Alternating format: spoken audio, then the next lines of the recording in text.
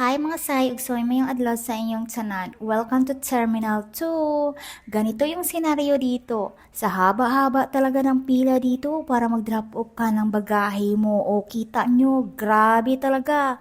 Tapos pagdating dun sa counter, tatlo lang yung counter ang bukas dito para mag-drop off ka ng bagahe mo dito sa may Air Asia. At ito pa talaga yung napansin ko.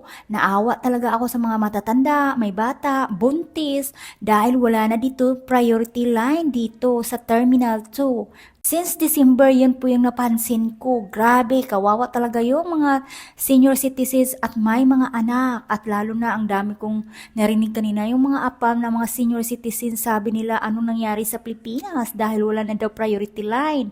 Tapos ito talaga yung ma-advise ko sa lahat na hand carry lang, mag-online check-in na lang kayo para hindi kayo pumila ng mahaba. At syempre, ito yung ganap dito. Halos lahat ng mga Air Asian passenger, delay lahat yung mga boring na talaga kaming lahat kasi gutom na, pagod na, at ang tagal pa.